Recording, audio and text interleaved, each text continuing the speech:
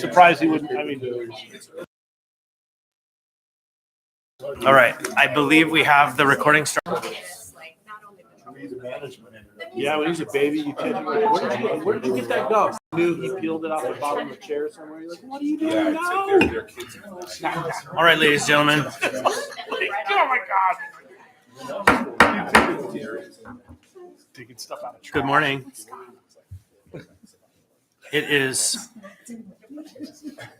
11:05 a.m. on October 14th, 2022. This is the first very exciting and lengthy budget work session for 2023. Madam Clerk, would you please do the roll? Ms. Allard, Mr. Constant, Here. Mr. Cross, Here. Mr. Dunbar, Oh, here. Ms. LaFrance, Here. Mr. Perez-Verdia, Mr. Peterson, Present. Ms. Quinn Davidson, Here. Mr. Rivera, Present. Mr. Salt, He is excused. Mr. Voland, and Ms. Salatal. Mr. Voland is also excused. Here. Administration, why don't you go ahead and introduce yourselves? Courtney Peterson, Office of Management and Budget. Marilyn, then we have this new deal where you have to hit the button. It has to be green.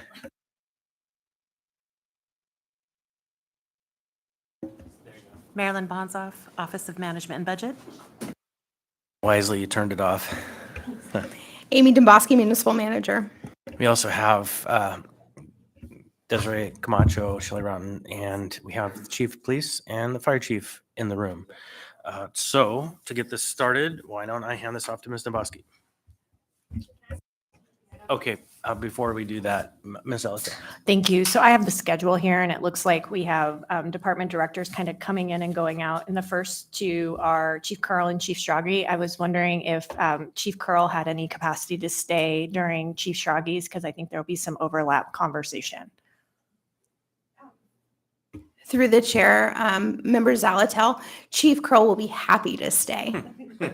I'm sure he's happy I said that.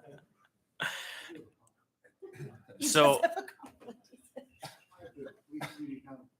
Police community relations task force meeting. But I've already told them I'll be able to. the chief said that he has a police community relations task force to also attend after. And so for participation of the directors, we'll have to have you come up and sit in the hot seat so the record can get you. Okay, Ms. Domboski. Thank you, Mr. Chair. On behalf of the administration, we're pleased to present you with our 2023 proposed operating budget. Today, obviously, we're going through our operating budgets, but we'll get to the capital budgets and the enterprise budgets in the future. But as of now, I just like to turn it over to Director Peterson from OMB, and she'll actually be the maestro of ceremonies, shall we say, for these presentations. All right. And as the chair has pointed out, we do have a lengthy work session today, so hopefully we'll try to stay on time as much as possible. We do have some built-in breaks so that we can, clear our minds a little bit as we keep going through. I'll offer that it's usually not the departments that make things run behind schedule. It's usually the members and their questions. So don't feel bad.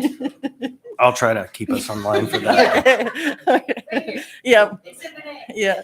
So we'll have the department's directors coming in and out for their time slots. So hopefully we can keep things shuffling as quickly as possible. Again, we'll try to keep things on schedule as well. So this budget was the continuation of the investment in our public safety, police, fire, our prosecutors. It's mostly a continuation budget, which keeps the core services intact. Again, police and fire, our parks and recreation, our street maintenance for hauling. Additionally, we're committed to paying off more debt than is being incurred. So you'll see that when we get to the capital slides. Some key changes in the revenue for the five majors during the 2022 revised budget used $2.5 million of fund balance. This budget proposes to use $0. There's a reduction in the fund balance use in other funds. Other funds are the self-sustaining funds such as IT, building safety service area. The contributions mostly remain flat, just a slight decrease.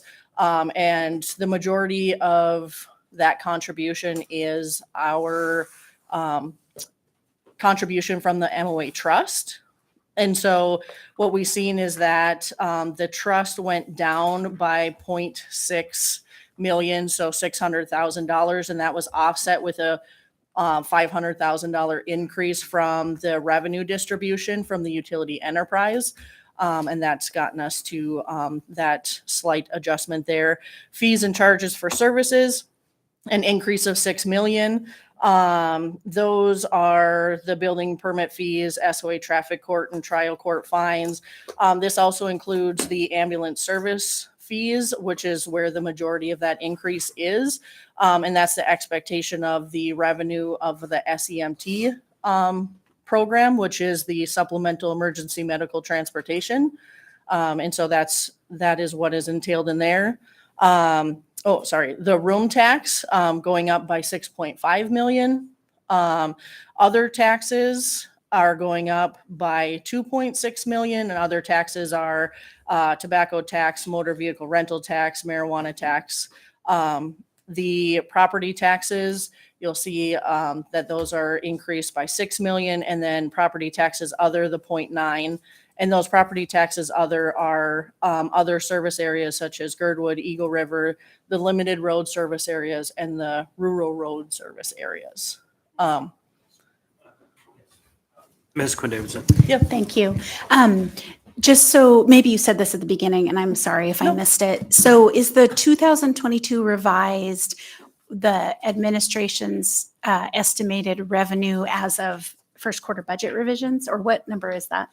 No, this is what was used in the 2022 revised for revenues. So the 2022 revised budget was balanced with 2.5 million of fund balance. I'm sorry, that's not exactly what I was asking. Oh, okay, what, sorry. like say for room tax, if it says 29.6, Uh-huh. is that the administration's estimate as of when we did first quarter budget revisions? Or is that an estimate from, like, what's revised mean? Revised from when? That was the approved revised budget. That was From- the amount that was included in the proposed. From 1Q? Yes. Okay, yes, great. Yep. Sorry, we call revised 1Q. Okay. So, yep. Oh, great. Yep. That's helpful. Thanks. Yep. Sorry. So 2022 revised 1Q. Okay. Yep. So this is just a chart to show how those revenue sources then make up the total funding for the municipality. So what you'll see is that property taxes make up the majority of the revenue source at 56%. The other tax sources make up the next largest piece at 16%. And then the next again is still the taxes, but those outside of the tax cap. And so this reflects those changes, but in totality, this is the funding sources that will fund the proposed 2023 general government budget. Next, we go into how with that revenue sources will cover the expenses. You'll notice that the largest piece of expenses for the municipality is salaries and benefits. So these are our people. Yep. Yeah. So, what I'm looking at for the. Thank you. What I'm looking at there on property taxes, 327.5, where does that, how does that match up to the funding sources up above? Right, so you have Yep. your 2023 proposed. I see 303. Is it what's the sum to get to 327? The 327 would be a combination of the property taxes and the all the property taxes. Sorry, the property taxes 5 major and the property taxes other.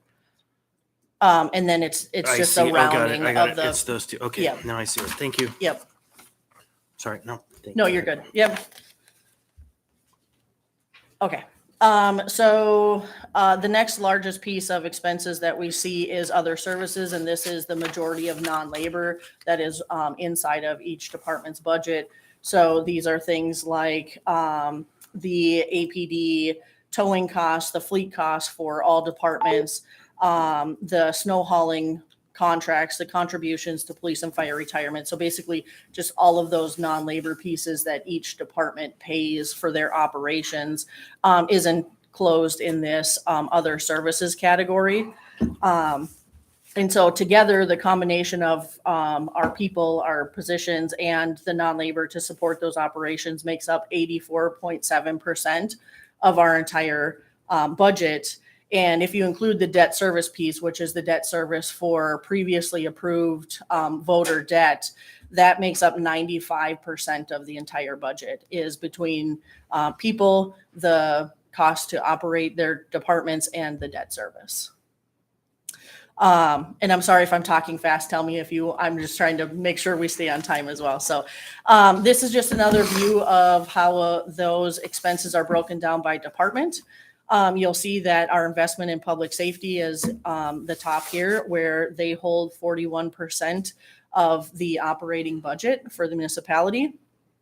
And the top 4 departments, and including debt service, hold 2/3 of the entire budget for the municipality. So the other 1/3 is divided between the other 25 departments.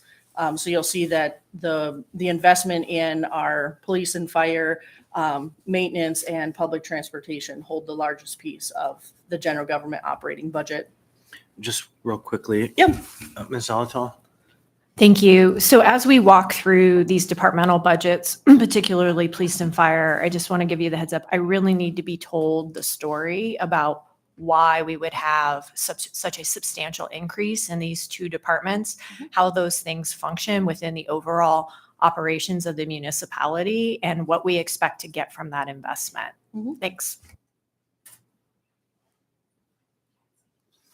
And I would just add, I think that there's an emerging understanding among the body that the health department is in fact a plank of the public safety EMS response of the municipality. It doesn't make a big difference here, but when thinking about the total sum we invest in our kind of public safety EMS, health is there as well.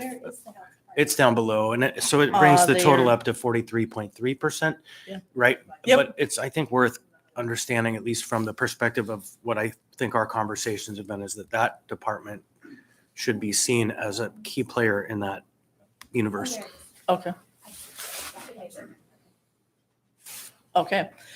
So this is just the comparison between 2022 revised 1Q and 2023 proposed. It shows the increased dollar change and then the percent change of the overall. And so what you'll see is the continued investment in public safety and street plowing and our public transportation that they hold the majority of these changes. And that actually 75% is for those 4 departments. And then the remaining 25% is spread between the rest of the 26 departments. So you can see that investment in those core services for the municipality. The next slide is just the graph that depicts that. So we like to kind of show in different ways just how that works. And so you'll see is those departments are holding the largest chunk of the increase for this continuation budget. And then the rest of the departments have this remaining 25%. Ms. Zalatil again. Thanks. I'm just going to try to preload some questions so department directors might be ready. So I see in the original slide, we talked about an increase in the fees, and one of those was building permits, et cetera.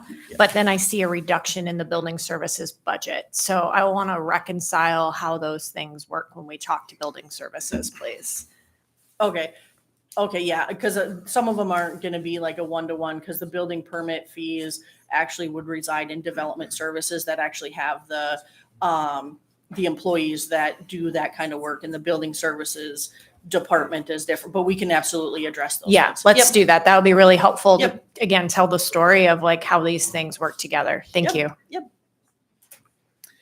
All right, and we have the change in positions. So you'll notice that we actually have an increase of one position. However, we accomplished this by increasing, there's 3 new positions in the fire department, and we accomplished that by realigning and reallocating resources between the departments.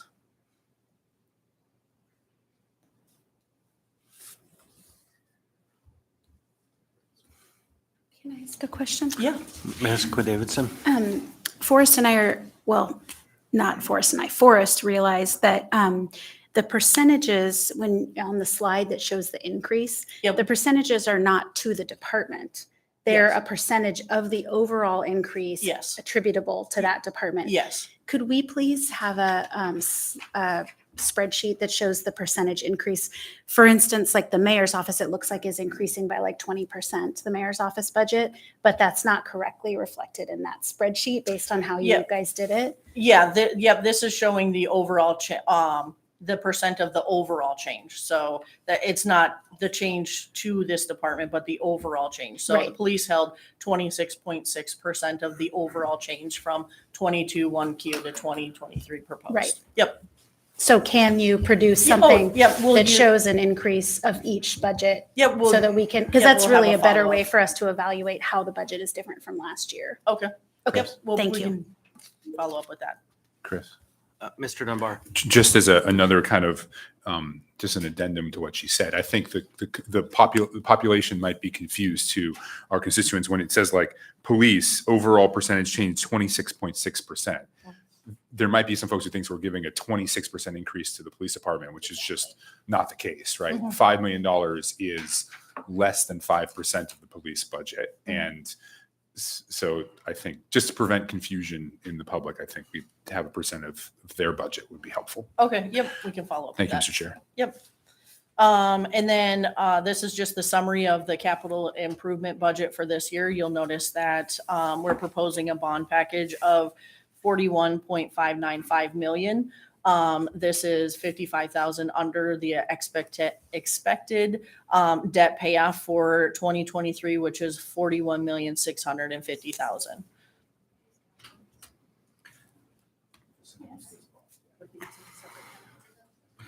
Okay. I'll say what Meg's asking, which is, Okay. isn't facilities usually a category? No, facilities is inside of maintenance and Okay, operations. did you hear that, Meg? Yes. Thanks. And so just, I want to be really clear, that's $55,000 reduction from what we're retiring to what we're proposing. Correct. That's a nice number. Thanks. Can I ask, but the debt we're retiring was a very different interest rate than the debt we're taking out, right? Because so the 55,000 to me, that's not a super helpful way to look at it because it actually matters what the percentage rates of the debt are, right?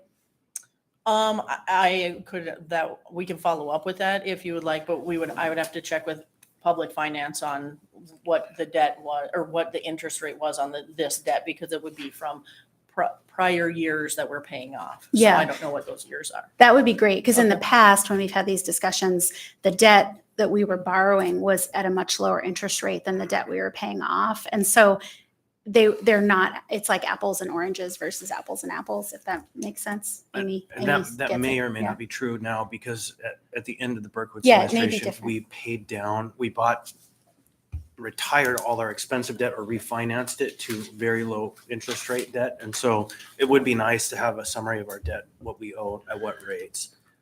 And Ms. what the Dombrowski. current rates are that Yeah. we have to borrow at for, yeah, go ahead. Sorry. Thank you through the chair, Ms. Quinn Davis, and thank you for giving the opportunity. I think exactly what you're saying is, though we might be retiring less debt than we're incurring, the cost of that debt, because of the current economic climate, might actually be more expensive, even if we're not bonding as much effectively. So what you want is a fiscal analysis of, can you predict for us what potentially the rates are next year for this new debt?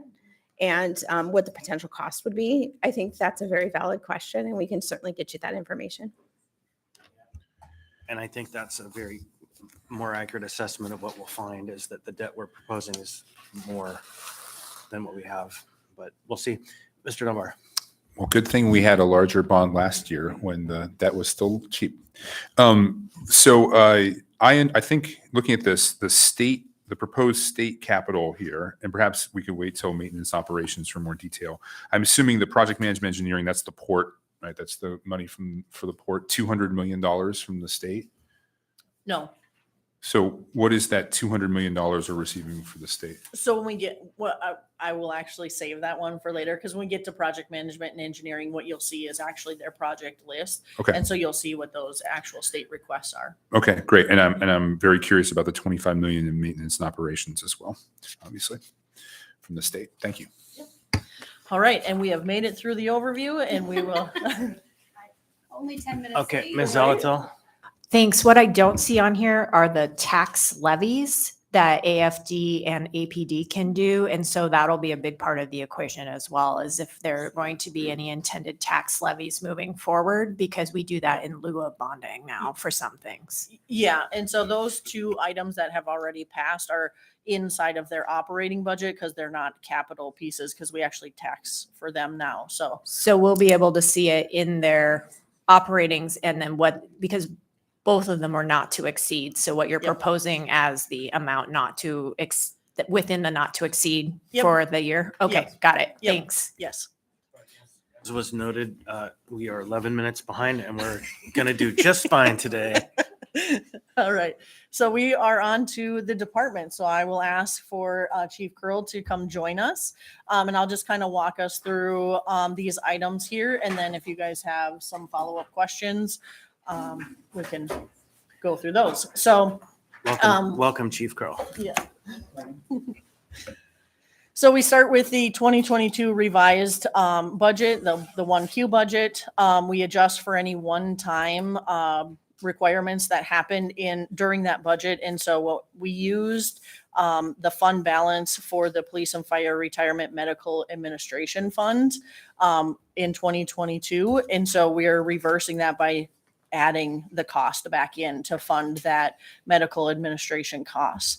Then we move to the debt service. These are the debt schedules for the prior voter approved bonds, as well as the tax anticipation notes and the increased cost of the utilization of those. We then move into salaries and benefits, which is the continuation of the staffing at APD. This is the collective bargaining agreement requirements, as well as the movement of employees between positions, those that have left, new ones that have come in. This is the overarching picture of personnel for the department. Then we see that they have an ammunition cost increase. We're adding some towing contract increase, which I think that everybody is aware of, that they have that increased cost. The operating supplies increase. So this is all of the other equipment that is needed by the department, holsters and bulletproof vests and things like that. Increasing fuel costs, $300,000. We made a fleet adjustment, and this is not a reduction of the cost or a movement of vehicles from the department. This is the realignment of the costs for fleet vehicles. So kind of the mix of the vehicles have changed. And so we realign those costs across all the departments. And so you'll notice is that the majority of the departments will have a fleet adjustment line in there, and some of them will be increase and some of them will be a decrease. And that's just based on the change of the mix of vehicles. As new vehicles come in, they cost less than older vehicles. And so we work with fleet to adjust those rates. And so this is just that adjustment for the police department. And then we have the police and fire retirement costs going down, the contribution for that program. And that gets us to our continuation level budget. And then we are taking, so this is where the levy comes in. So we have been taxing at the 1.5 million previously, and this is increasing it to the full 1.8 million. So an increase of $300,000 for the approved tax levy for the APD IT systems. And then the last item on here is the Gerdwood Board of Supervisors proposed requested budget changes. And so we've included that here as well. Mrs. Zalato. Thanks. So a few questions, starting with the bottom, working up. Yep. What is the Gerdwood requested budget changes? Does the going all the way up to the 1.8 million on the tax levy presume actual institution of body cams? And where are we at with the upgrades to the data system that were required in order to facilitate the body cams? And then why is ammunition so expensive? And like, is it going to sound really naive, but does it go bad? Are we going through it? Like, I need some context because that's over $250,000. Thanks. Increase. That's just the increase. Thank you all. Brass expense. So I can tell you the tax levy, the $300,000, bringing us up to 1.8 million. That is for full implementation of the purchase of body cameras. With the body cameras comes the in-car video system and the interview rooms that are at headquarters. Before we move on, for the interview rooms at headquarters, I don't know anything about that. Can That's you? where we bring suspects to interview them. It's all on one system. So we have a watch guard system now that's in our vehicles and our interview rooms at our headquarters building, and at 23 we have interview rooms there where we actually, it would be the same as a body camera. We actually video record everything, and it's got to be, we want it all on one system so that it's all in the same cloud. We don't want clouds Okay, everywhere. we hadn't really talked about interview rooms, so thanks for that clarification. Yeah, and there's only 9 of them there, and then there's one over at the old APD. And ammunition is so expensive. We have to train with ammunition. We have to maintain proficiency. With all the officers, over 400 officers, just doing annual quals and SWAT training. The amount of ammunition, does it go bad? Well, it does, but it never sits on our shelf long enough to go bad. And with the, I don't want to be political here, but there is always a run on ammunition. And there's been a massive run for the past 3 to 4 years. And the cost of ammunition, if you can find ammunition, is exorbitant. I mean, you can go to any sporting goods stores and try to buy ammunition. And if you can find it, that's one thing. But if you can't, it's like $10 a bullet. So ammunition costs have gone up substantially. And I will take the last one for the Gerdwood. That is actually the contractual increase to the Whittier police contract that Gerdwood has. My question on that was, is that Gerdwood funded then? Yes. So you'll notice that this will be inside of the other departments that have Gerdwood pieces. So maintenance and operations and parks as well. So the Gerdwood board has already met and established where they wanted to set their budgets. And so we've increased or shown what those requests are. Thanks. Next in the queue, we have Ms. LaFrance. Thank you, Mr. Chair. A question about salaries and benefits. I understand that the Alaska State Troopers increased their wages recently, and I'm curious if the amount in here brings wages for APD any closer to those for AST, or if we are competitive or not. Sorry, and there's an echo, so I don't know if other people are hearing that. Thanks. You sound fine on our end. So through the chair, these wage increases do not bring us close to the troopers. The only time that we are on par or over the troopers at year 5 to 6, but these wages here, these are just cost of living, and we are still well behind the troopers as far as pay and benefits go. Was that it? Thank you. All right, Mr. Rivera. Thank you, Mr. Chair. So my question is around the towing contract cost increase. Excuse me. That is a large increase for one contract. So can you please tell me what's causing that increase? And then a second question on that is, when's the last time that we've taken that out to bid? Because maybe it's about time we do that. So this is, it seems like a lot, but actually we've been asking for this for several years in a row, and we've been able to anticipate these costs for several years. It's just never been budgeted properly. I think you guys can probably recall, we shut towing off 3 years in a row. This was the third year. So we've known about these costs. We can see what the costs are going to be historically. And this just went out to bid. It just changed this year as of April. We only had one person bid on it. And that is probably why the costs are a little bit higher than you'd think. Got it. Thank you. Thanks. I have a couple of very quick ones, hopefully. One is on the police and fire retirement. Is that the standard PERS TERS, or is that that kind of old system? It's the old system. So we're responsible for funding the medical and the system itself. And so this is the adjustments based on actuarial data that we get from both of those administrators. I was going to say it's a good thing that it's going down, but then you threw in the word actuarial, so I'm not going to celebrate that. So for clarity, and I think this is what Ms. Peterson's not trying to say, when people exit the system, the cost goes down. It is a defined system where there's only a certain number of police officers and firefighters that are in the system. And so when they exit the system, it's because they've been deceased. Like I said, I won't, now that I understand, celebrate that because what that means. So, and then the second question is the salaries and benefits increase. I know that there's still an issue in arbitration about the retention bonuses. Does this account for all of that fully done, or is that going to be an ongoing and we're just going to see another number later? I'll take that. Okay. So it's not really retention bonuses. I think what you're talking about is the 2.5% increase. Is that what you're talking about? Well, the longevity piece that was, on your year.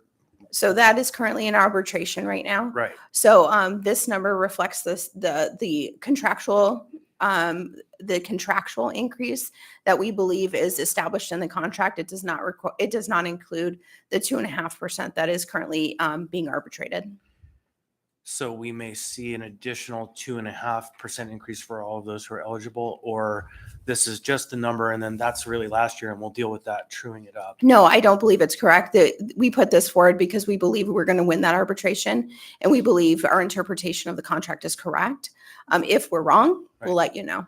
And so the scenario, that number could change basically depending on what The outcome of happens. the arbitration. Yeah. If the municipality loses that arbitration, then that number could change. But again, we are very confident in our interpretation of that. And so my assumption would be that those numbers and that arbitration are only going to be in effect for Oh, yeah. 2022 I'm sorry. as opposed to 2023. Yeah, yes. And so, Yes.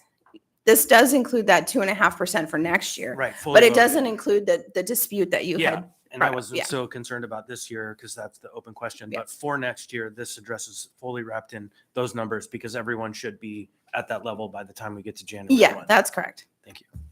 Okay. Sorry. Fine details.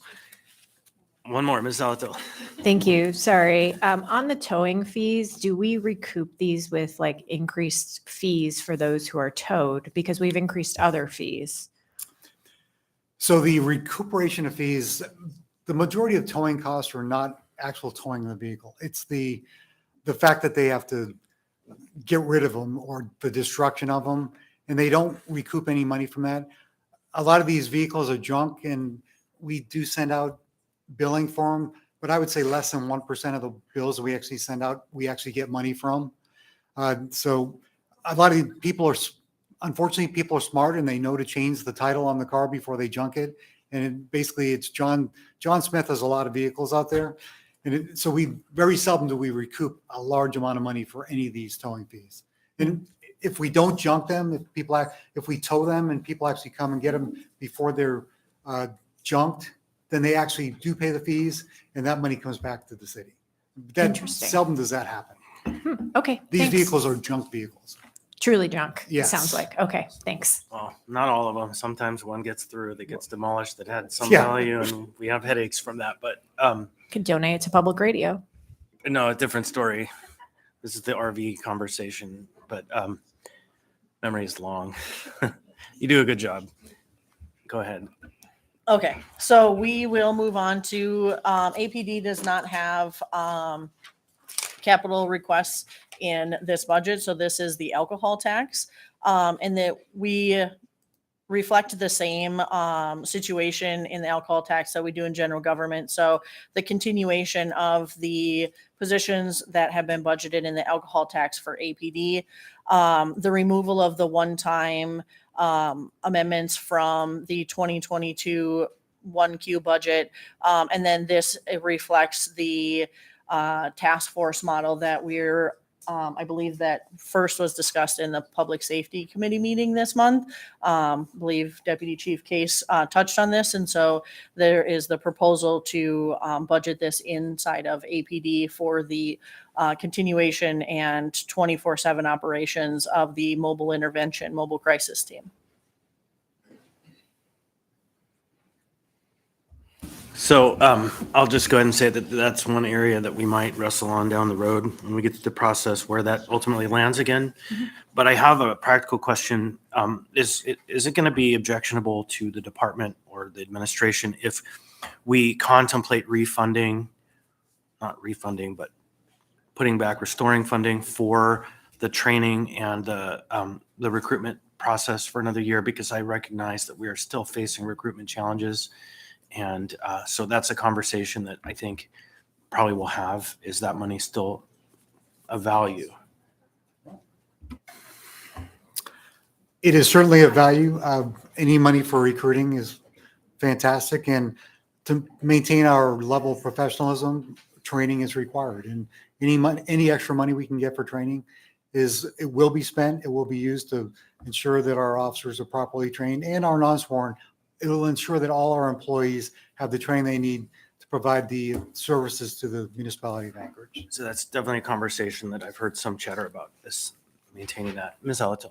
So I'd like to talk about the mobile crisis team jointly with both chiefs at the same time. So I don't know if we want to do this now or at the end of fire, but I think that conversation needs to happen as a group.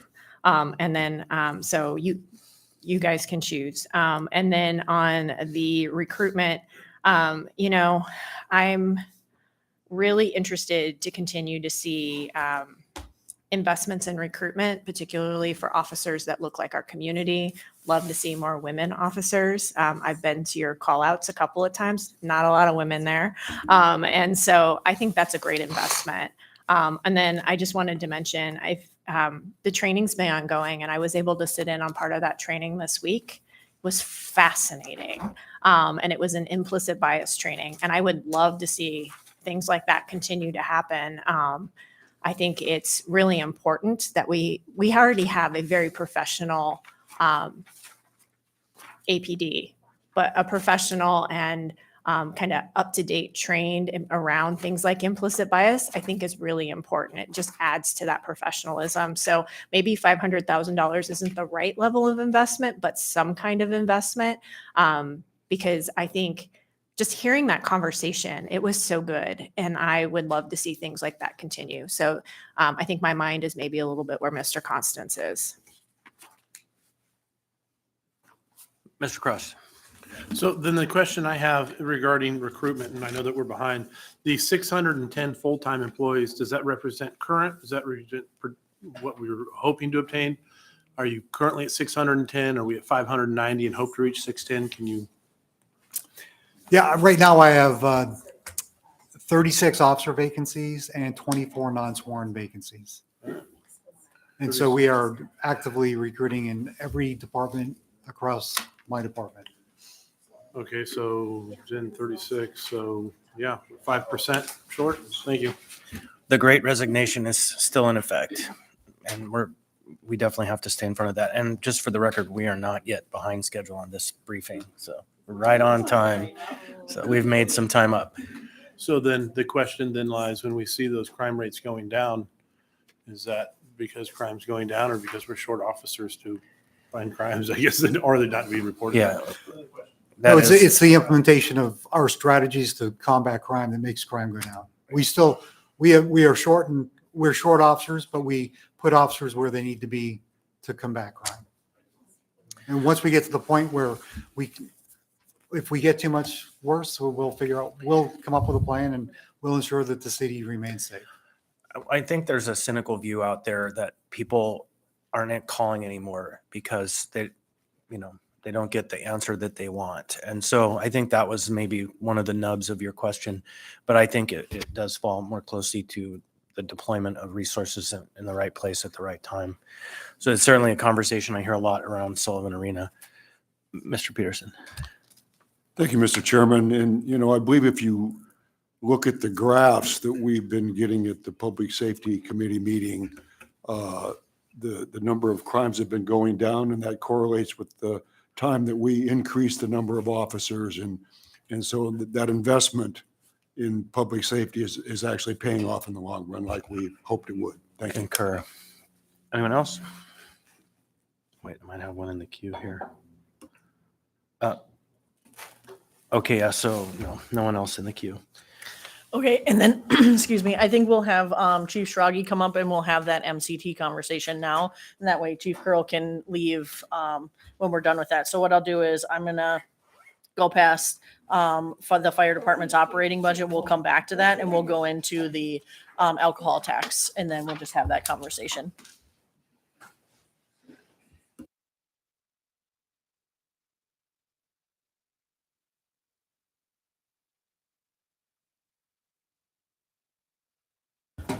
So just quickly on this slide is, you'll see is the reduction for the movement of the MCT program, and then the reversal of the one-time funding for the Gerdwood Whittier trainings. So then I'll open it up for, the conversation on the MCT. There was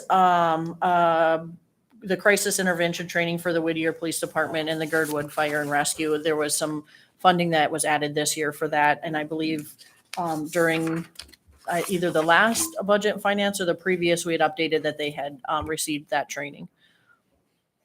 I don't see it reflected here. The reversal, sorry. I don't see it again, the 50,000. Oh, I'm sorry. I moved on to the fire. Oh, fire. I'm Yeah, sorry. Okay. yes, Before sorry, we we dive moved in, Miss Quinn Davidson. Yeah, I guess I just wanted to note that both in police and in fire, when we look at the alcohol tax portion, there is a number of reverses of things that were part of the approved 2022 budget.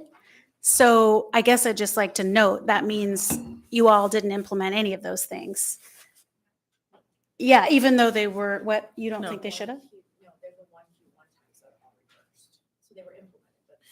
Would you Oh, speak you're, on the you record? did them, but you don't want to do them Salato. next year. Would you? Okay, I'm sorry, I misunderstood. Thank Yeah, you. I was just saying that they are the one-time, 1Q additions that are not added into as continuation budget. So like the police reverse of $500,000, they're doing the training now, but they don't intend to do it next year, at least at that level in this moment. Got it. I should have figured that out. Thank you. Sorry. Or I would say they didn't propose it. Correct. Yeah. And for clarity, Mr. Chair, those are just things that we understood the assembly intended for them to be one-time events. So they're typically backed out of the following year's event. This isn't unique to police or fire. It's the way the OMB has done it for years. This is just, if they expect something's a one-time expenditure, they back it out for the next year. And I would just add one last note to that, that when the amendments are made, if it doesn't say otherwise, the assumption is it's one time. If the language is explicit, that is an ongoing in the amendment, then that's how it shifts into the base budget for the next proposal. It can or can't be, of course, the administration. Although like line 3, obviously we didn't intend for the mobile crisis team to go to 24/7 for 6 months and then revert back to. So there, it's clear that we believe in the mobile crisis team and they do not. I mean, to me, that's that message. It's not that it was intended as a one-time. I think that we have a burden to be specific in our language. And so we can make sure we tackle that this year. Yeah, I mean, this one is obvious, right? It doesn't make any sense to go to 24/7 and then go back, but I see what you're saying. Thank you. Ms. Peterson. Yes, and I will say that the difference between the columns, I think, would be the continuation compared to the proposed. And so we're not saying that we believe that the MCT amendments were one time. I think that's in continuation. That's where we reverse out, and you kind of seen it in police's operating budget as well, where we reverse the one-time amendments. This was actually the proposal, and that's why it's in that column of the movement of the MCT to the police department for the initiation of the 24/7 in there, and not necessarily as a continuation reversal. That makes sense. Helpful to look at the columns. I think I'll open it up for the MCT conversation. I think that's where. Ms. Alto.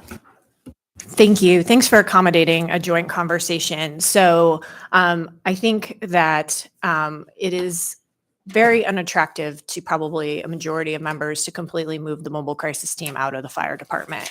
I think that if we look at other models around the country and even in our state, particularly Fairbanks, there is the opportunity for a co-responder model that leverages things like the current mobile crisis team with something like the envisioned mobile intervention team. I wanted to have a joint conversation because what that would look like is probably some kind of co-working relationship that has some of each in each to respond to the varying level of calls. And I haven't had a chance to talk with either of the chiefs about this. It would be a bit of a balancing act, I think. I have kind of looked into, I guess I want to just start there, like a co-responder model. Is it possible? No, it's possible in other jurisdictions. And what would we need to think about in order to make that happen? Particularly ensuring that we can keep police doing police things, fire doing fire things, but then have an appropriate behavioral health response. So that's kind of where I'm coming from it, and I hope we can have that combo. Through the chair, Assembly members, I'll start and then I'll pass it over. We're at a little bit of a deficit here because we weren't anticipating having this conversation now. And I think a big portion of that conversation is going to be with legal. And I think to have this conversation robustly about what does that look like and what are the parameters, I think we would need our labor attorneys here to help us navigate those waters. But I will say it is the envision of this task force model to have that exact co-response type of discussion. Great, but that's not what's in this proposed budget. And that's why I wanted to see if it was even something we can have the conversation about, because right now all of fire is taken out of the alcohol tax. We are having that conversation now. And as we discussed at the Public Safety Committee meeting, we know that we may be TDYing people from the fire department to be part of this task Sorry, force. TDY, that doesn't mean Temporary anything. DD assignments. Okay, thanks. So we might be doing that, but our envisionment, the way we envision this task force model is we would have components of the health department, we would have components of the fire department, and we would have the Anchorage Police Department, the MIT team also. So that was what we explained at the Public Safety Committee meeting, that conversation of this task force model, because we do believe there's value to all three departments participating in this. I think it's beyond just police and fire. I think we also have to think about the clinicians and the folks at the health department that can weigh into this, because I think it's a much bigger discussion. Our goal is to get mental health crisis response 24 hours a day, 7 days a week. And we think that there are components of each that bring value. So the last question for right now, I think we're going to come back and visit this way in depth, is how do we leverage the opportunity for Medicaid billing to defray up to a quarter of the cost of what we anticipated the mobile crisis team to bring? Because APD will not be able to bill Medicaid. That's just kind of a hard stop. The fire department can, and obviously maybe the health department can, but it needs to be, I guess, and maybe that's something we have to explore, because I don't know if a co-response will equal the 24/7 requirement in order to be able to bill Medicaid. And that, again, would be something I think legal would have to help us navigate those waters. But I think that's the goal. I think there's two things to discuss. One is, have we received, or, what would the actual impact be of that Medicaid, reimbursement? Will we get as much bang for our buck?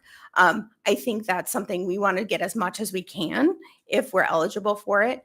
And doing that might be having AFD as part of the component. But I think that discussion has been one that law has been really wrestling with.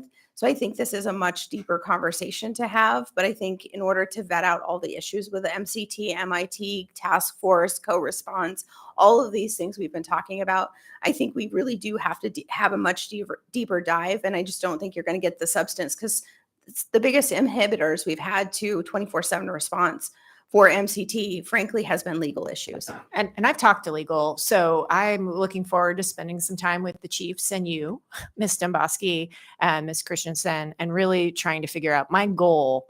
And I don't know what other members' goals are with this, is to use this fund source to appropriately address behavioral health issues in our community in a way that leverages all available resources. And frankly, builds upon the credibility and goodwill of the current mobile crisis team. I think that that is a missed opportunity if we don't look to what they've already done. They are frankly beloved in the community. And then the other component I think we need to talk about, and of course this doesn't have anything to do with the budget, but ultimately the budget will be our policy, is the very core value of whether or not, or when, being very specific, when a police response with a clinician is appropriate versus no sworn officer going to a call, because that's a fundamental thing that has to be communicated to the public. And there's been this public expectation that we were going to go 24/7. And I would really like to find the way to yes. Thanks. Okay, so I'm going to jump in right there and suggest then that I'll work with the chair and the administration to set up before November 22nd a time for us to hammer out these questions. What are the labor issues, so that when we come to a final budget proposal, we have had the meaningful conversations relating to getting where we need to go. Just note that the Health Policy Committee will be taking this up Great. on November 2nd as well on the substance. And that's fine. If that's the place to resolve the question, it'll be awesome. And if we need a time to work together in a work session, we'll do that. So I have Mr. Dunbar and then Ms. Quinn-Davidson, the queue. Thank you. I don't want to speak for Ms. Quinn-Davidson, but I'll just say as budget co-chairs, I think we both highly value this program and want to see mental health first responders funded. And I at least don't feel that the MIT is exactly the same thing. It's a very valuable program, and I think we might be able to, as we did last year, have a omnibus amendment that makes several changes and preserves at least some of the increases to the MIT program, because I think there is intrinsic value in MIT, even separate from being part of our mental health response. And so I think there is enough flexibility in this budget where we can sort of do both. And we did have a chance to meet with legal and talk about this. And we think that there is a path, at least I think, again, I don't want to speak for my co-chair, but I think there is a path forward that reverses a significant amount of this change in terms of reduction of funds to the fire department, creates, whether you call it a task force or whatever it is, a co-response model, and allows us to go forward. And just based on what happened last year, I think that there is the support on this body to preserve the mobile crisis team in a significant fashion within the fire department. Thank you, Mr. Thank Chair. you, Ms. Quinn-Davidson. Yeah, I agree with everything Forrest said. And Amy, I'm not sure if Blair reached out to you. She probably did, but to let you know that the three of us, Forrest and Meg and I, met with Blair because we keep hearing, oh, it's a legal issue. And so we thought, well, we'll just figure out what's the legal issue. And there are some, right, between the unions and figuring out how we split the work, if it's APDEA or AMEA, and it is a little complicated, but it didn't sound insurmountable. And in fact, Meg, in her love for details, sort of in that meeting, sketched out some solutions, and that I think that maybe we can all be on board with. Because I think both of us, and I'm sure, or all three of us and other people on the body, I'm sure, recognize that there is sometimes an APD response that's needed, and there is oftentimes not. And so how do we split this program between the two and make sure they're able to coordinate and have the staff they both need to do this job well? So I think the next step, I think that Blair was going to reach out to you, Amy, and find a time that we could all talk, and maybe with the chiefs, and just figure out a solution. And hopefully, I mean, unfortunately, we can't all do that together, but we could do it in open session too. But maybe we could figure out something and then bring it to the body, and then make sure our colleagues feel comfortable with it. May I respond? Please. Through the chair, Ms. Quinn Davidson, I wholly support that. I would invite, you, Meg, Forrest, all of us to sit down with the chiefs and kind of talk through it, how this would look, because I don't actually think we're that I think we're actually all kind of on the same page with this. Is we see the value at MCT, at AFD. They've done some remarkable things. We also see the value of MIT. They've been doing this work for many years. Obviously, they responded, a little bit differently into different situations. But I think the goal for all of us has been, how do we make crisis mental health response 24/7 and expand it? And if that means part of that is AFD, part of that is APD, part of that is the health department. I think what you'll see from this administration is we're all saying the same thing. We're just saying it a little differently. And we're trying to figure out, how do we make this work in relation to the other inhibiting factors we've been told that are there. I think it's not insurmountable. I think it's possible. I'm just not exactly sure. The task force model was the idea we came up with, because we're like, okay, we see all the challenges, but we still want to get to yes, and we want to expand the program because we think it's a huge benefit to our community. Yeah, can I just respond quickly? And yeah, I agree with that. I think what Blair recommended and what we were discussing was sort of a task force model of both entities. And of course, the health department is involved to some extent as well. I think the difference is that we all recognize that the fewer responses that involve someone carrying a gun to mental health episodes, the better. And I think there's a philosophical difference between this administration and us, but I think we can put that aside and try to figure out practically what works best. And as Meg noted, we want to make sure to be able to get that reimbursement, the Medicaid reimbursement, and we're not sure we can do that with APD. So, And I think that's Exhibit C. oh yeah, Exhibit C. of wasting time. Not versus- wasting no, time. taking time. Yeah, I don't call it a waste. That is not my implication here, but just that, yeah, I have on this topic. Yeah, it wasn't you, it was us.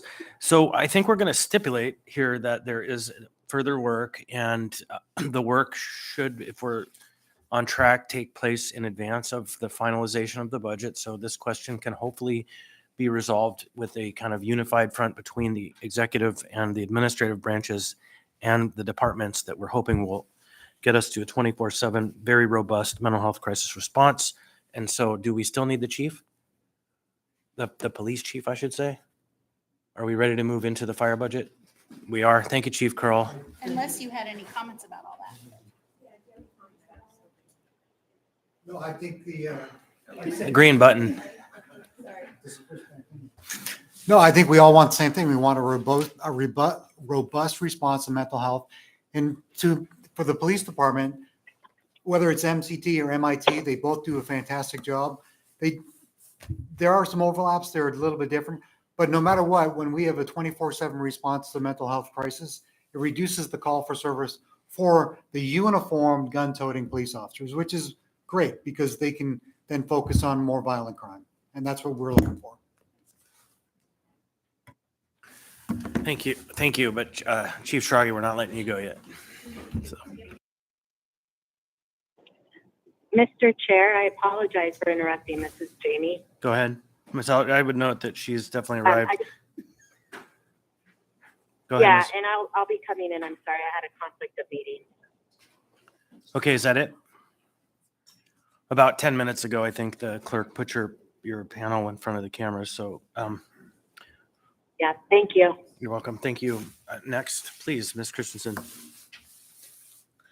Okay, we will go back one slide to fire's operating budget. And I'm sorry, I called you Ms. Christensen, Ms. Peterson. I got it. Yeah, It's sorry. Blair, yeah. So what you'll notice is the same one-time reversal for the police and fire retirement medical administration, the use of that fund balance in 2022. So we're adding that back in 2023. The general obligation, bond debt, and tax anticipation note cost increases. The salary and benefit assumptions, this is the same continuation level of change. Additionally, part of this increase is the 4 4 positions that were added as half year in 2022. This reflects the full year cost of those 4 positions that were added in 2022. The reflection of the increased cost for EMS. Again, we're seeing a decrease in the police and fire retirement costs. That gets us to our continuation level budget. When we get down to the proposed, we are proposing to add 3 positions, a night shift dispatcher, a fire inspector, and a fire mechanic. Additionally, we're adjusting the salary and benefits of an assistant fire chief and EMS compliance officer, and requesting 911 dispatch software update for $85,000. And then again, this reflects the Gerdwood Board of Supervisors request for their service area budget for fire.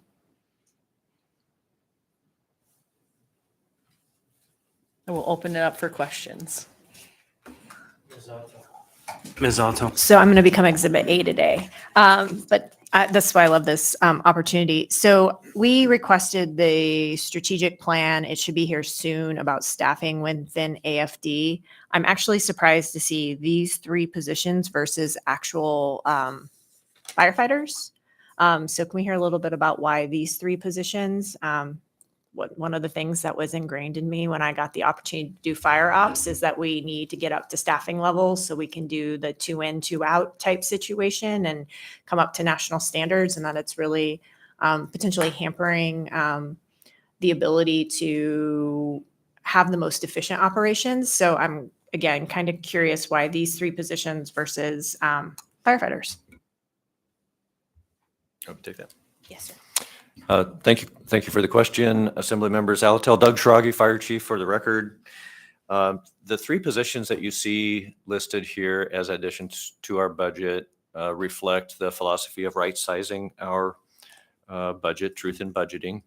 The department has, over the last decade or thereabouts, staffing has not kept up in some of our critical support functions to the increases in demand, and in some cases has retracted. So for example, we are proposing to hire an additional fire inspector. This reflects the fact that our staffing today is smaller in fire prevention than it was in 2008. And during that period of time, we've added 900 new commercial occupancies representing about $1.8 billion in net asset value. Coupled with the increase in activity associated with marijuana businesses and inspections that are required there, we've simply not been able to keep up. We only are currently completing about 20 to 25% of the required inspections to keep up with our deferral. The same thing goes true for our maintenance shop. We have not, as the number of calls have increased, the number of apparatus on the road has increased over the years. The staffing in the shop has not kept up. We're currently facing a critical backlog in deferred maintenance on these apparatus that we are just having a hard time keeping up. And so this position, the addition of 1 mechanic position, will help us to reduce that backlog. And the same is true in our dispatch center. Calls have been up in single-digit percentages each year in recent years. Plus, we've added the dispatching for the private ambulances services, some 18,000 calls. And our current staffing is such that when a night shift dispatcher takes time off, it's automatic overtime. There's no cushion in our staffing to maintain operations. That's why we are asking for these support function operations or positions. And the fact of the matter on the firefighters is there's no reasonable way for us to hire new firefighters mid-year. So we will incorporate those positions into the next fire academy next year. So I have 2 follow-up questions. Are there fire inspection fees charged? Yes. Where's that revenue reflected? Does it reflect in your budget to offset your costs? So I'm curious, if you hire an additional fire inspector, you would be maybe doing more of these inspections. So is there a projection on revenue that could help offset this cost? And the second is on the 911 dispatch software update. Is that something that should be subject to a tax levy? So again, we're in that situation where technology is something that is going to continually need to be updated. We've done it with technological equipment for the fire department. We've done it with operating systems around APD. And so I'm wondering if just simply a budget increase in doing it out of, a property tax based budget makes the most sense, or if we should be looking at a longer strategic play that lets you keep up with a variety of technology. You may not have an answer to that, but that's when I see things around tech right now, that's where my mind goes to say, is that something we need to add in to sustainably keep your tech going without big one-time costs? I can take. Go ahead, sir. I'm not able to answer the question about where the revenue is reflected. Is that? The revenue is a part of the fire department's budget. So, the model that we use is not necessarily a one-for-one where it's directly related to their budget where it gets them expenditures or revenues. It's just the balancing of all of the revenue sources, kind of that picture we've seen in the beginning, all of the revenue sources fund all of the expenditures. So it is reflected in their budget because they collect it. But again, it's the overall use of revenues that pays for the use of all of the expenses. Thank you. Yep. I think that's interesting because we do it very differently in development services. We kind of know what the potential revenues are in that department that are going to offset the potential positions that are affected by those revenues. And so I guess I'm feeling a little bit at a loss to know what's the net gain on the additional fire inspector other than just keeping up with more fire inspections. I'll take a stab at that again because I'm gonna answer it a little differently. I think we could do a projection for you. I don't think that would be hard. We could talk to the fire marshal and say, how many inspections do these inspectors do? So we could give you an estimate of what we think that would actually generate. But I would akin this to police officers. For example, when police officers are on the streets writing tickets, that generates revenue, but it goes back into the general government. So we don't necessarily look at when we add a police officer, how much more revenue is that going to gain? And I don't think that was the view when we added this fire inspector. We just recognize that as the department, and it's the same with like police officers, I would guess. But when we added it, we recognize that the industry and the community has grown. The department has grown, and we simply haven't kept up with the support staff that's needed to support those frontline people. So that for the mechanic, that's a good argument for that. But the fire inspector, we can get you a quantified what revenue we think they will generate. But that wasn't the driving force in this. It was simply to keep up with public safety needs, which obviously fire inspectors are critical to public safety for inhabiting buildings. Thank you, Ms. Domboski. I appreciate the explanation. I think just as we're looking to balance budgets, it's good to know what could contribute to something. And I wouldn't expect the fire inspector to be out doing enough inspections to pay for him or herself and being a part of the bigger team. But again, that's just a cost factor to consider. So I'm going to jump in briefly there and add, I think interestingly, the fire inspector is one function that does kind of blend with the building safety, building services, Title 23, and all of the processes to get housing built, to get buildings built, doors open, certificates of occupancy issued. And so maybe there's some revenue that flows through that process that comes back. I don't know. But there, in some ways, there is, I don't want to call it a revenue nexus for this position to the building department, but an absolute nexus to us getting housing and properties open and running and, increasing the tax rolls by having people inhabiting safe buildings. And so I think that conversation, how it's monetized, costs, revenues, also could be done in context of the building process. Chief, you mentioned something about 20 to 25% of calls for inspectors, were limited. Could you help me understand? I don't think I grasped exactly what you were saying. I recognize we need this because we don't want people who want to build or are building to be delayed. So kind of what was the percentage? What was the need there? Yes, thanks for the question, Assemblymember Constant. We have a requirement that we inspect every commercial occupancy at least every 3 years. Other occupancies such as hotels and schools have a more frequent inspection schedule. We're only complying with our internal requirement to perform those commercial inspections to the rate of about 25%. So that means the other 75% of buildings, we aren't able to conduct these triennial inspections. Oh, boy. That's really a stark number. And, okay, I think I'm going to have to chew on that for a while. Thank you. I am happy to address the other part of Assemblymember Zalatel's question about the dispatch software. I think what this reflects is an increase in a targeted specific increase in our data systems budget. This is where the renewal licenses for all of our critical software programs are. This is one of those software programs that is no longer being supported. And I think it's appropriate that it's included in that budget line.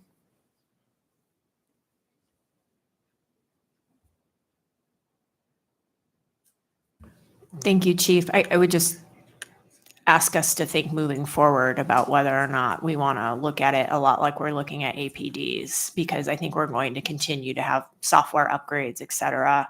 May I ask one more question? Thank you. So I cracked into the detail on fire. And so the revenue, it looks like for additional building permit plan review fees is about $93,000. So I think there's maybe, I know it's not a 1-for-1, but that's just, well, I'm not going to do the math out loud, but it's more than half of that position potentially covered by that revenue. And I think that's maybe a decent way to talk about that.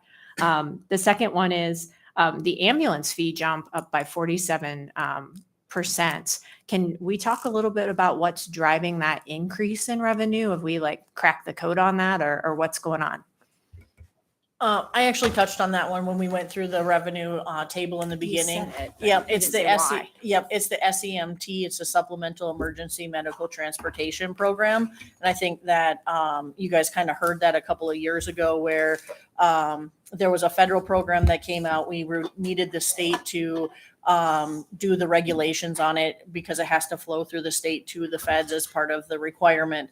So what happened was the state finally signed those regulations, and we were able to finally submit for those reimbursements. And so this is the reflection of actually expecting the receipt of those funds now. Oh, so this is multiple years worth of reimbursement. So this won't be like sustainable income year over year. Nope, that's the annual. Yep, that's the annual reimbursement that we expect. Okay. Yep. So if I can help a little bit, Mr. Chair, may I? Thank you. Through the chair, Assemblymember Zalatel. SEMT, you're going to be seeing that come forward to the assembly. We're looking for the next assembly meeting to introduce something. But Chief Schrage actually was very instrumental when he was in Fairbanks of passing state legislation. The state just adopted the regulations for this program in January of this year. So the fire department has been working very diligently to get half of 2019's reimbursement, because that's the year it passed, right? But now it's retroactively all of 2020's.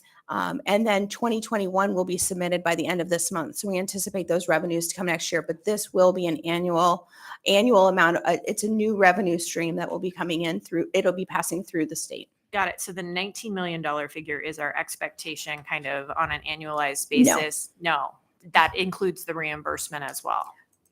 Yes. So that's what I was trying to get at. So Yes. we won't expect $19 million year over year. What we'll see is what we actually bill and get reimbursed in 23 to kind of set that expectation. So what you're seeing in there for the 19 million is the annual SEMT amount, but also the actual annual ambulance service fee that we have been getting annually. So we get Annually, we get revenues from the actual transportation.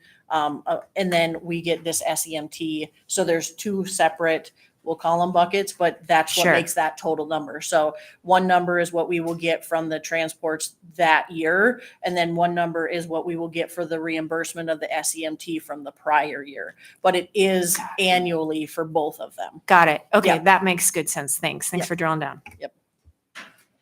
And will we have a projection of those numbers at some point so we can start to grasp what they are? Because, it's hard to strip out what was reimbursed, waiting to catch up. We will. Yes, and we anticipate when we bring something forward, we'll have this robust discussion in November. You'll see in this budget, we didn't know, because this is the first year we were getting it, we didn't know what that number would be, so we budgeted 10.5 million. But we do anticipate the number that the state will be reimbursing us annual will be different than that. That was a guess. That was our best educated guess. But we will have that discussion robustly next month. All right.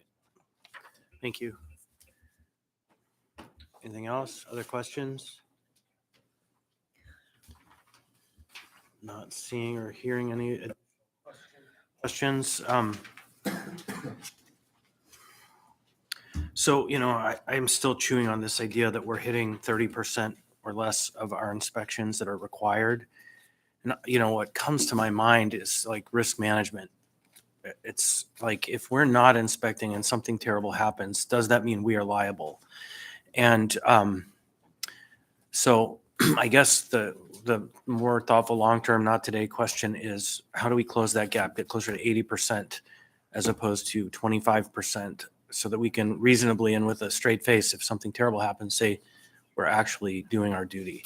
And so I'm not asking you to riff that like off across the table, but that's a pretty stark difference. Or is it that there's a national acceptance that less is more, less is okay, right? I assume that number every 3 years comes from a standard somewhere. And so it's not just arbitrary. If the standard is less or more, so let's hopefully have that conversation going forward sometime. That's it. Thank you, Chief. We actually have one more. You Oh, can't leave okay. yet. Okay. So we have their capital slide. And what you see is the continued investment in fire infrastructure for facilities. And this is broken down between multiple buildings, Fire Station 1, kitchen remodel, the training center, burn prop needs some certification updates and repairs.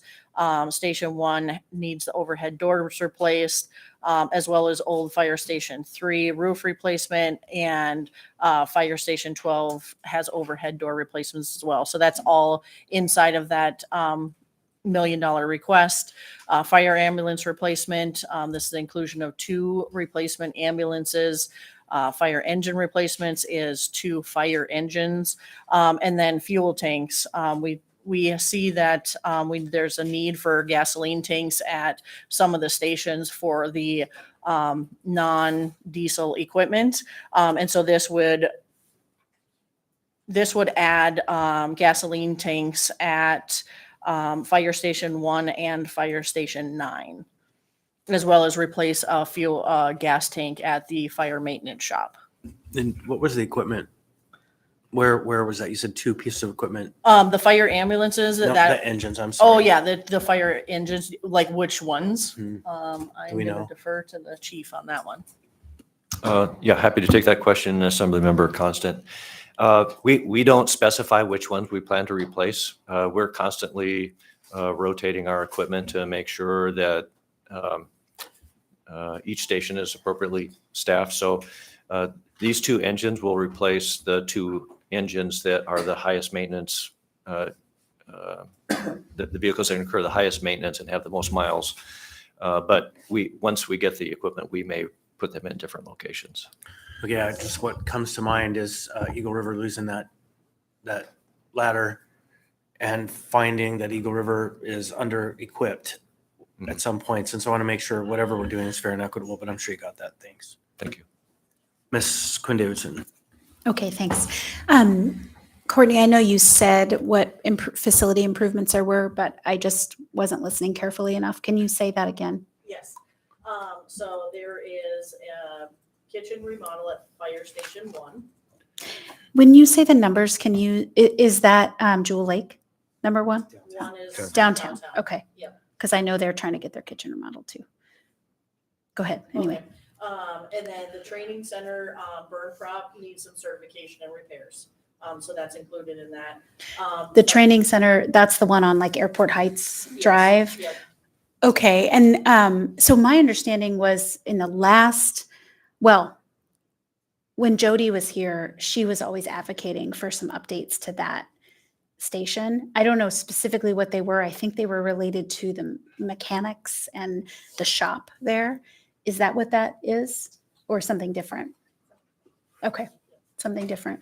Can you speak to that, Chief Schrage, just what the needs are there? And is that something, I mean, I think the truth of the matter is, I don't know how much will increase, but I'm sure the assembly in general, the majority believe that we could bond a little higher than the administration. So I know it really puts you all in uncomfortable positions, but can you speak about the state of that site and whether that would be perhaps an opportunity?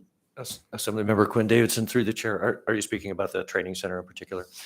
This is for equipment that is in our burn props. We have a very sophisticated system, natural gas fired system of that simulates fire conditions in a building that we use to train our new firefighters. And that equipment has to be refreshed and recertified periodically, and it hasn't been done for quite a number of years. We're a little bit behind. So this will bring us into compliance. It'll correct parts of it that aren't functioning and make us able to continue training our new firefighters. Okay, can you speak to the other issue I was bringing up, which is what Ms. Hetrick was always talking about, to me at least, which is apparently the shop at that same station is in somewhat of poor condition and needs an update. Do you agree? I don't know all the details. Do you agree with that? Do you think maybe that's not a priority given all the other things? Do you think, oh, if we had extra money, that would be a priority? Can you just sort of summarize that? I agree that there's significant need there, but we have not identified a good path forward. So we've outgrown the building. It's an ideal location because it's centrally located and adjacent to our training center. So the fire companies and the ambulances, when they come to do training, it's a convenient time for them to also schedule the periodic maintenance. So we don't really want to find a new location somewhere else, but we can't expand the building where it is because of issues with the ground, being that there's the dump there and issues like that. We do have a good interim plan in place. We are doing some remodeling work in there, moving some partitions and changing the use of our space so that we can have more efficient use of the space that we do have while we sort of sort out a longer term plan. It is something that we'll need attention to in the medium range future. But it sounds like you're still in the process of sorting out a plan, and that's not something that, say, if we were to add bonded monies this year, that the fire department would be prepared to use. If we had that's a correct statement. If we had bond money, we would have to come up with a way to spend it because we don't want to relocate, but we can't rebuild where we're at. So Okay, excellent. And again, I know it puts department heads in an uncomfortable position to ask them, if the assembly were to want to find more money that the administration said no to, could you take it? So I realize the awkwardness of all of that and appreciate the response. If I may follow up, through the chair, Ms. Quinn Davidson, the other thing Chief Schrage has said it, and I think it's worth repeating. I mean, this was built on a former landfill. So one of the challenges we have is the settling and the methane issues and all kinds of things. So the challenge of expanding in this facility or rebuilding in this facility is really challenging. I would invite, if the assembly would be interested or if assembly members would be interested, I'm happy to do it in small groups or I'm happy to do it as a group, but to bring you to these facilities because I think there's conversations to be had. And in the facility improvements for AFD, we do have improvements. If you go to the old Station 3, the roof is leaking. I mean, I toured it. I walked through it when it was raining one day, and there's literally water on the floor on the inside of the building. And so those are types of things that we have identified, and I'm happy to walk people through it, show them the shop, show them, the old Station 3, how AFD is using it now, what are the needs. We're happy to do that. So I just would like to extend that invitation if you're interested. Yeah, and just for me, I have no doubt that everything you've put on the list is a need. My only question is, are there other needs that, we might want to cover? Thanks. And as a standard refrain, we see in a lot of emails, why don't we use the Northway Mall? So Yeah. it was not a serious comment, but It solves everything. yeah, exactly. Mr. Peterson. Thank you, Mr. Chairman. And adding the gas tanks, are these going to be above ground or below ground? Do you know? Thank you for the question, Mr. Assemblymember Peterson, and through the chair. Yeah, these will be above ground tanks. These will augment the existing diesel tanks. We're transitioning over time to gasoline powered ambulances now. Overall, it's just cheaper for us, but we don't have the gasoline dispensing equipment in place to really make it convenient. All right. Yeah, it's great. I was hoping they were going to be above ground so we wouldn't have to worry about remediation issues decades in the future. So great. Thank you. More? Anyone? Okay, Chief, I appreciate you being here and bringing much of your leadership team. You outnumbered the police by about 5-1. They always do. And with that said, we'll let you go. And the next up, we are a bit behind, is going to be, I think, the Health Department. So we are a little bit behind. So we can go with the Health Department, or would you rather have the 15-minute break now and then we can go with the Health Department if? Has Kim lunch has. been delivered? Yeah, like an hour ago. Okay. Why don't we go ahead and have lunch? Okay, all right. So 15-minute break.